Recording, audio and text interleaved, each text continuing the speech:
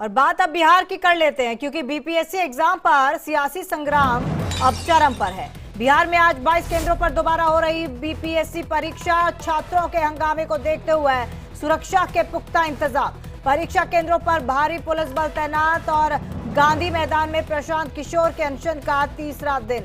BPSC 17वीं prelims परीक्षा को लेकर विवाद चल रहा था। तो हम आपको बता दें कि ये जो एग्जाम है वो शुरू हो चुका है। बिहार में आज 22 केंद्रों पर दोबारा बीपीएससी की परीक्षा थी जो शुरू हो गई है।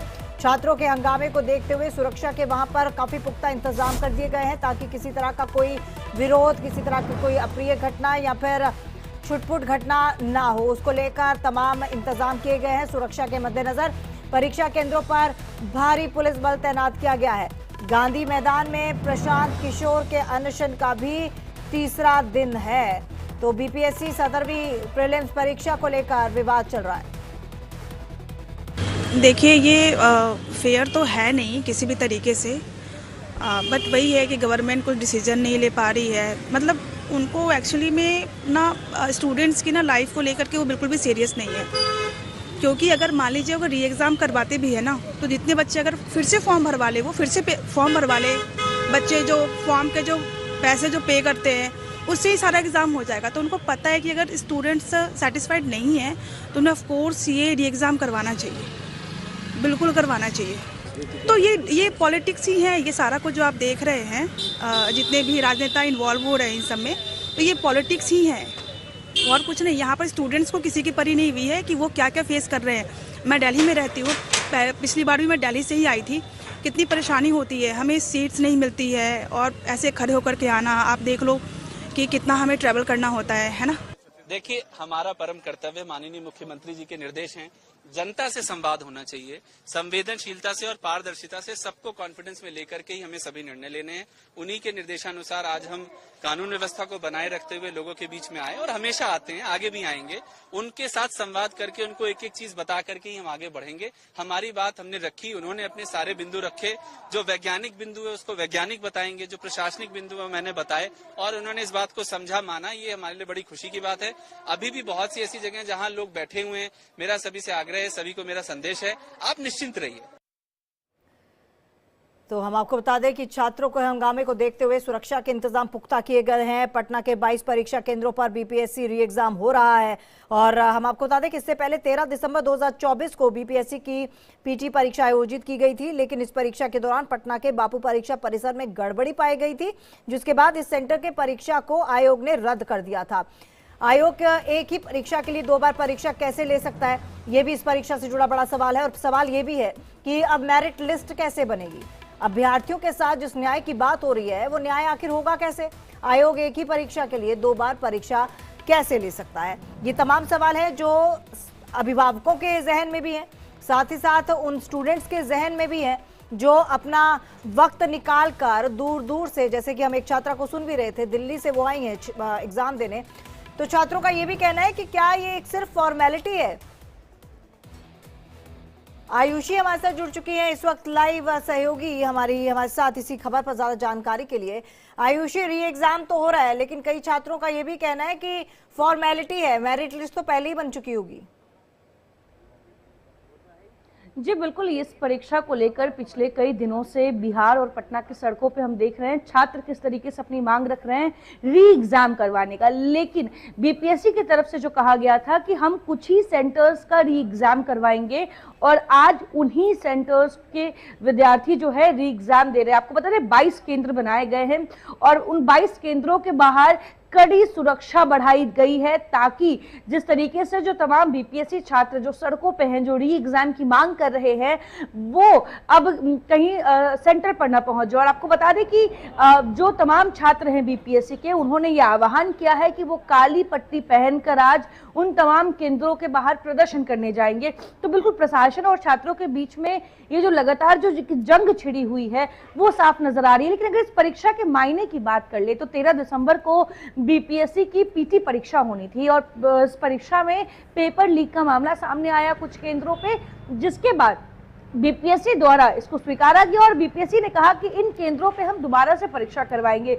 लेकिन छात्रों की मांग है कि जब पेपर लीक हुआ है तो आप सिर्फ कुछ ही केंद्रों को कैसे चिन्हित कर सकते हैं? आपको सभी केंद्रों की परीक्षा को खारिज करना होगा और फिर से परीक्षा लेनी होगी।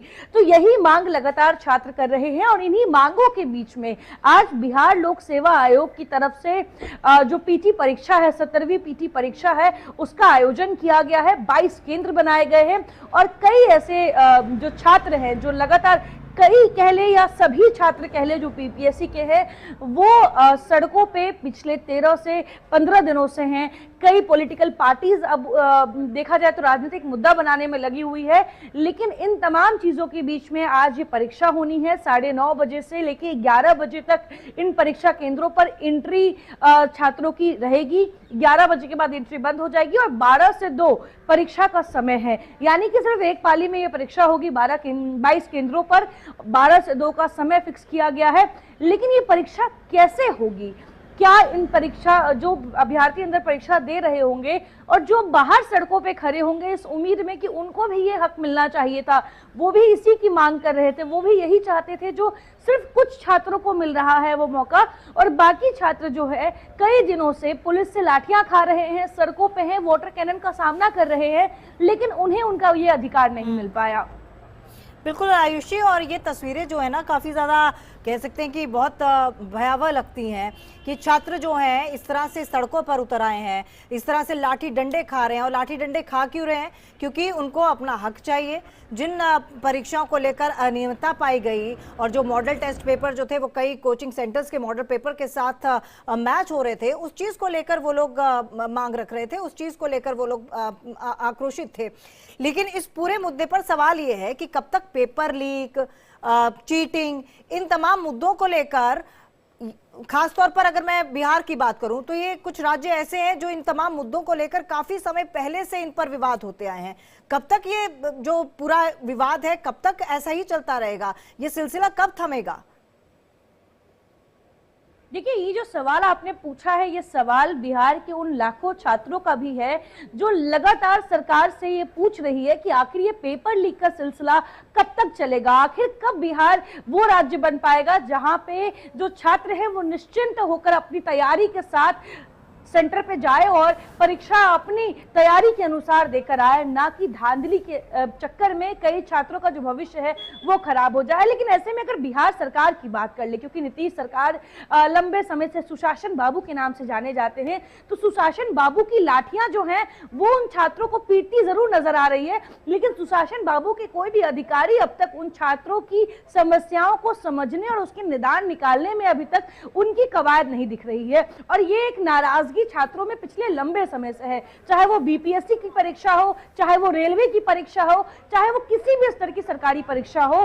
पेपर लीक अब आज के समय में बिहार में एक आम चीज बन गई है, जिससे हर साल लाखों छात्र सफर करते हैं और हम अक्सर देखते हैं कि 1 साल 1.5 साल के बाद आपको लाखों छात्र सड़कों पे नजर आते हैं अपनी परीक्षा में हुई धांधली को लेकर इंसाफ मांगते हुए, और इंसाफ के बदले में उन्हें लाठियां खानी पड़ती है, इंसाफ के बदले में उन्हें जेल जाना पड़ता है, अस्पताल में एडमिट होना पड़ता है। और एक बार फिर से वही दृश्य पटना की सड़कों पे नजर आ रहा है। और ये जो बिहार लोक सेवा आयोग की तरफ से जो 17वीं पीटी परीक्षा करवाई जा रही है इन 22 केंद्रों पे, ये सिर्फ 22 केंद्रों पे नहीं, ये हर जगह होनी चाहिए थी, ये मांग छात्र कर रहे हैं। छात्र कह रहे हैं कि अगर पेपर लीक हुआ है तो सिर्फ वही बच्चे इससे कैसे ग्रसित हो सकते हैं और हम पे इसका असर कैसे नहीं पड़ सकता। हमें पेपर लीक हुआ तो उससे हमारे एग्जाम क्यों नहीं आपने रद्द किए, और आपने पहले ही एक लिस्ट बना ली है, आपने पहले ही चयन कर लिया है, तो अब आखिर ये एग्जाम किस लिए? तो कई तरह के सवाल उठाए जा रहे हैं और ये सबसे बड़ा सवाल है जो आपने भी पूछा कि आखिर ये कब तक होगा। आखिर बिहार जैसे राज्य में जहां के छात्र अपनी मेधावी गुणों के लिए, अपनी इन चीजों के लिए जाने जाते हैं कि सरकारी परीक्षा चाहे वो बिल्कुल आयुषी, और इस सवाल का जवाब मिलना बहुत ज्यादा जरूरी है क्योंकि ये छात्रों का सवाल है और छात्र जो है वो देश का भविष्य